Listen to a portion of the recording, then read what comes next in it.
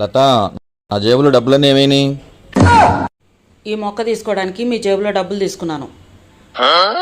మొక్కలు కొంటమైందే? అన్ని డబ్బులు పెట్టి మొక్కలు కొన్నావా?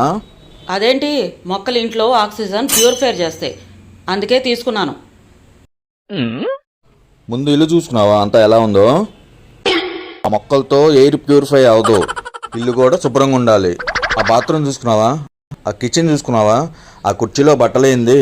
అసలు ఇంటి నిండా కసకసలాడుతూ దుమ్ము చూడు ఎలా ఉందో, ఇంటి నిండా బూజు చూడు ఎలా ఉందో. కుర్చీలో బట్టలు, కిచెను, బాత్రూము అంతా మట్టంతా కనిపిస్తుంది. మరి మీరు ఎప్పుడైనా ఇల్లంతా నీట్గా చేసి అద్దంలా ఉంచిన రోజు ఎప్పుడైనా మెచ్చుకున్నారా? మెచ్చుకోలేదుగా. మీకు అవన్నీ అర్థం కావటానికే ఇల్లు ఇట్లా వదిలేస్తున్నాను. రోజు నువ్వు చేస్తున్నావు అని మెచ్చుకోవాలా? చెప్తూ డప్పు కొట్టాలా? వదిలేసిన రోజు మాత్రం చెప్తున్నారు, ఉంచిన రోజు మాత్రం చెప్పరుగా. మెచ్చుకుంటూనే చేస్తావా లేకపోతే చేయవా? మరి నేను కొనిపించిన ఏమేని బంగారం అంతా? కొనిపించినప్పుడు చెప్తాలే. అందరూ కొనిపించినట్టు మీరు కొనిపిస్తే అప్పుడు చెప్తాను. ఏం కొనిపెట్టారు? ఏం బంగారం వడ్డాణం చేయించారా? బంగారు వంకెలు చేపించారా? బంగారు పట్టెడు చేపించారా? ఏం చేపించలేదుగా. ఏదో 4 హారాలు, నెక్లెస్లు అంతేగా. దానికే ఏందో చెప్తారు మాటలు.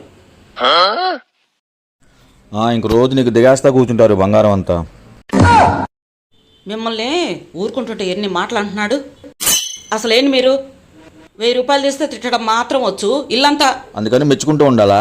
ఇల్లంతా నీట్గా ఉంచిన రోజు మెచ్చుకోవడానికి నోరు రాదుగా మీకు. నీ ముందే కూర్చొని పొగుడుతుంటాలే. నిమిషానికి ఒకసారి మెచ్చుకోవాలి. అసలు మీతో ఎగటం నా వల్ల కావట్లేదు.